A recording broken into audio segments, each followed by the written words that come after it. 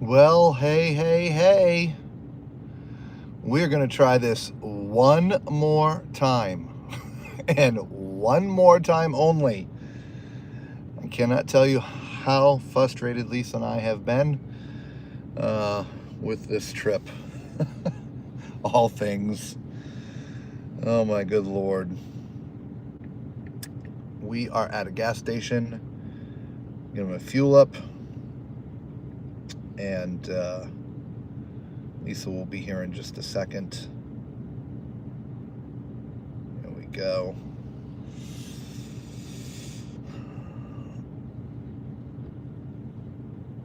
Well, hello, Valerie. Nice to see you too.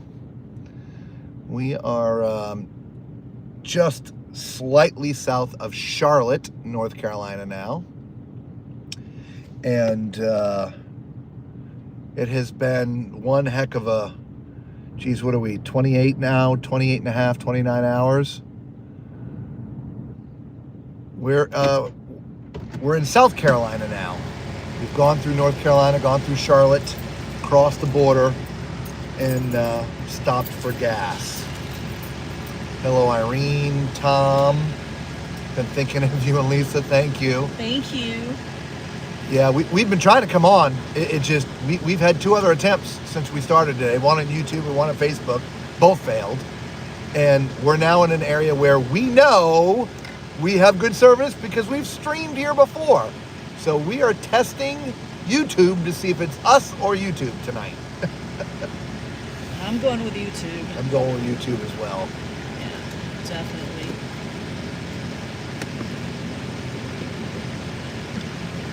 We are just sitting here. You can blame the internet. Well, look, I know attempt one was definitely the internet and our fault, 100%, because we were out in the middle of nowhere. So I'm just trying to see if there is traffic moving. Okay, so the camera is running. Lisa just got back in, is pouring her new cup of coffee in her thermal container. I've got a couple fresh Cokes, and we are ready to go. The only thing we don't have is chicken tenders. Right. That's our driving thing. It just seems everywhere we end up finding gas, they just don't have it. All right. We'll let Lisa get a little bit more settled.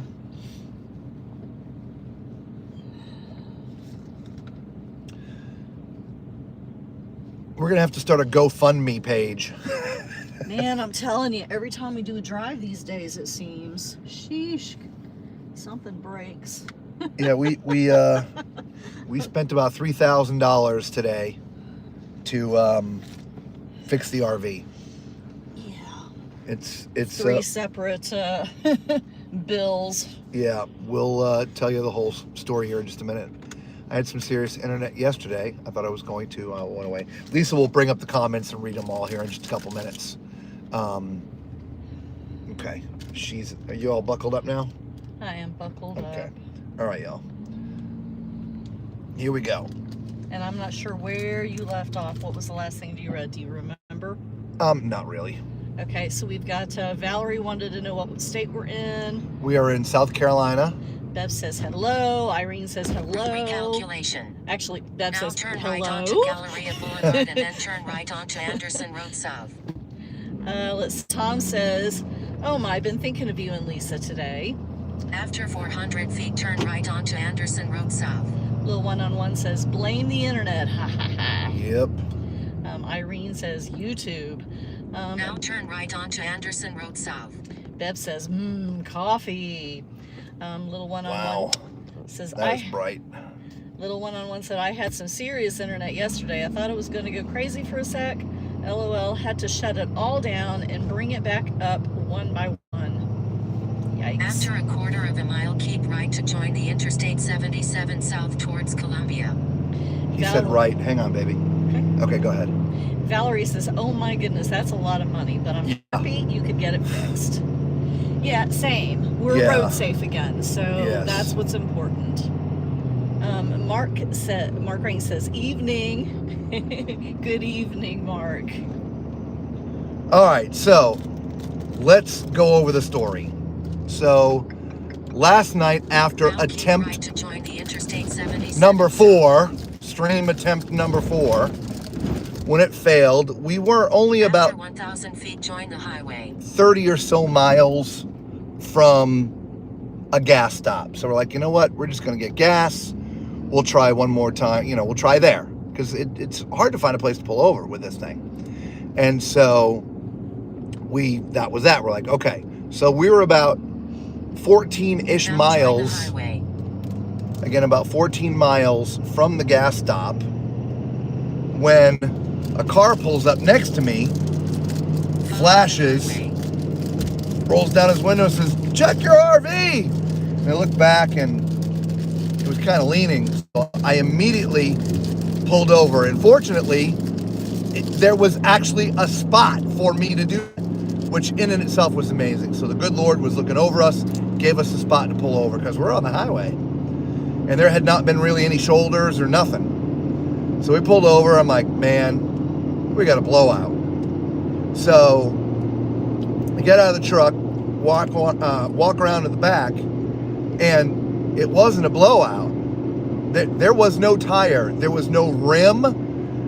The posts that come out of the hub that hold the tire to the vehicle, gone, sheared off. You couldn't put a tire on it. The axle has to be repaired. So now, like, it's 9:30 at night. We're like, now what? So we start making some phone calls, trying to find, the right situation, the right service, I guess that would be the best thing to say. Called AAA. AAA said, sorry, your plan doesn't cover travel trailers. Yep. I wonder, Lisa, do you happen to have a napkin? I do. Hang on, everybody. We're a little glary. I'm just going to wipe the camera screen down. We shouldn't be glaring like that. Anyway, she's reaching there. Oh, there we go. All right, let me.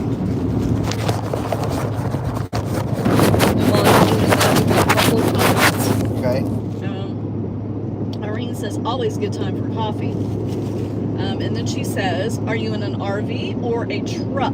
So my truck is pulling my travel trailer. Okay. And then I think that's a crying face. And then we have the Cam Fam says, good evening, guys. Good evening. Good evening.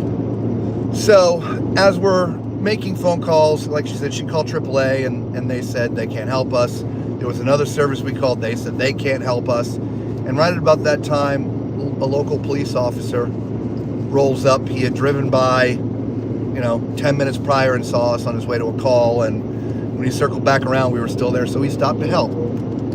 And fortunately, between him and his partner, who turned out to be the son of the mayor of Dunbar, West Virginia. So thank you, son of mayor. Yes, thank you. Dunbar, California. And the gentleman you were right West Virginia. With, the officer. Officer, yes. So they knew someone that could help, and they called him.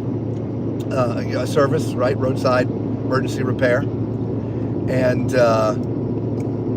so he's going to be like 30-ish minutes away. So the police officers stayed there, just chit-chatting with us. Really nice. It was good. Anyway, they left. They got a call, so they had to leave just a couple minutes before the service guy showed up. His name is Bird, B-Y-R-D. Bird, thank you, sir. We appreciate you. Thank you, Bird.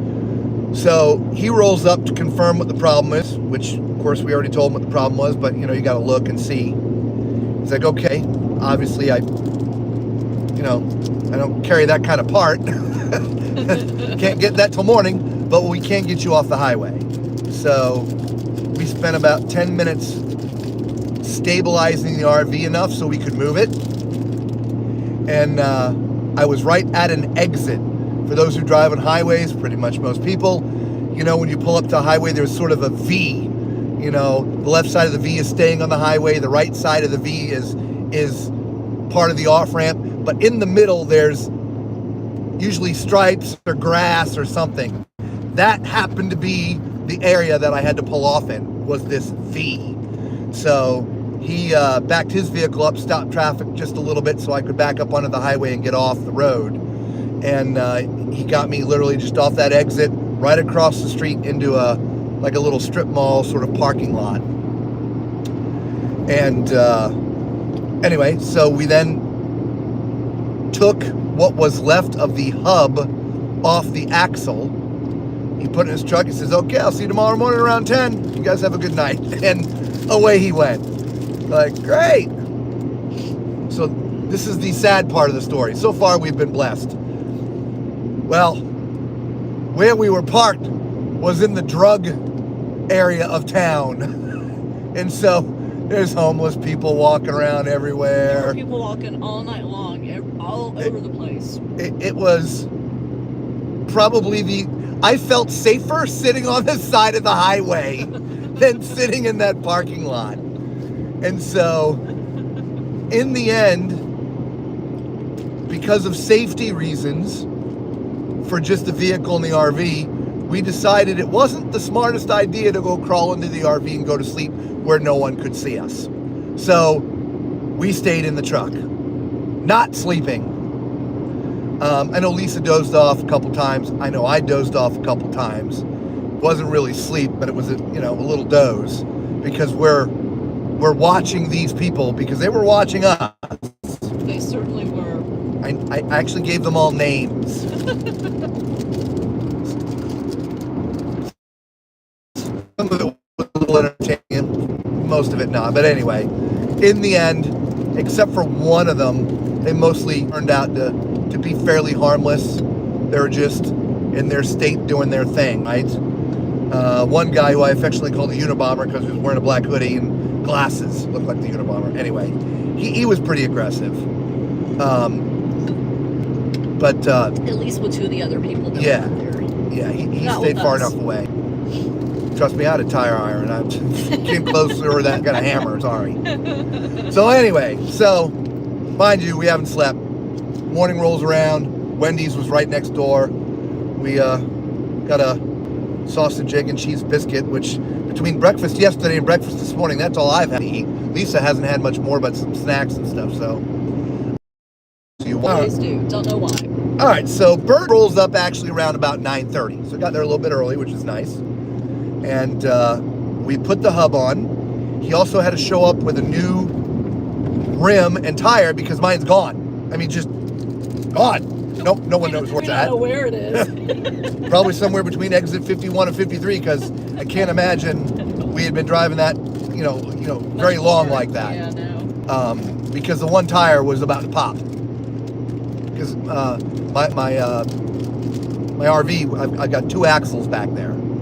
So one tire on one side was gone. So one tire was holding all the weight, where it normally takes two tires. Anyway. But that tire was shredded because of the debris. The RV, the side of the RV was damaged and rubbing against that tire.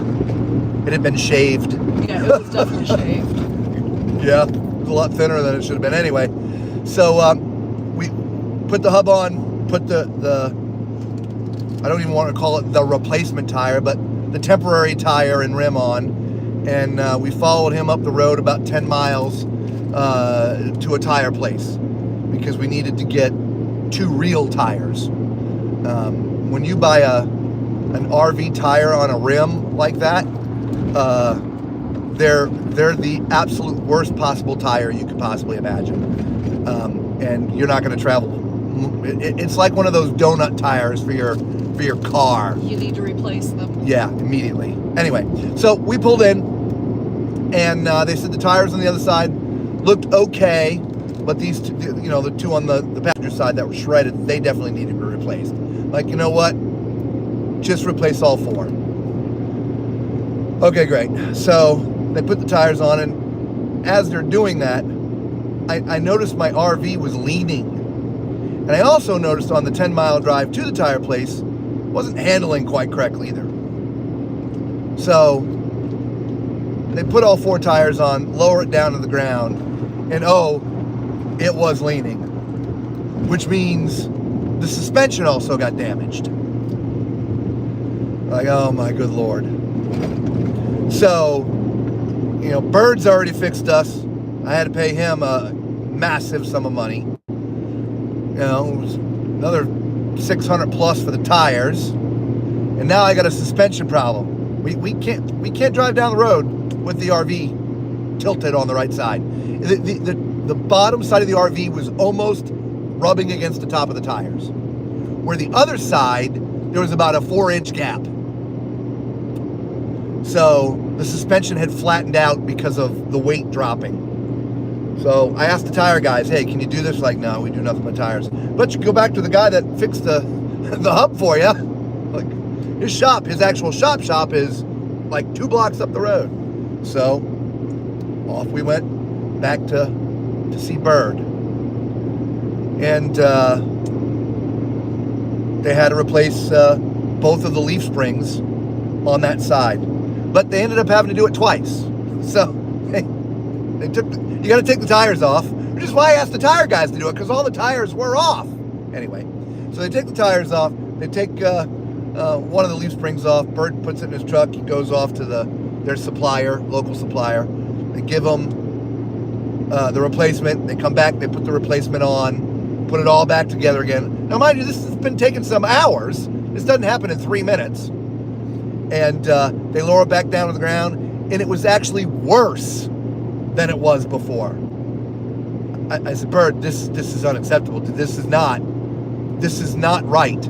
It is actually worse. And so, anyway, he ends up just running back to the supplier, and it turns out when he got back there, the supplier knew what he did, and he did it on accident, but he gave Bird the wrong leaf springs. He gave him 3,000 pound capacity leaf springs instead of 5,300. And so when they put the leaf springs on and lowered the trailer down to it, the leaf springs flattened out instead of being a smiley face, which is why it was sitting on top of the tires. So all of a sudden, $3,000 total dollars later, it's 4:30 in the afternoon, and we're now ready to start the drive again. So 23 hours later, well, no, it was 19 hours later, because we drove 4 hours. We did. And then had the tire fall off.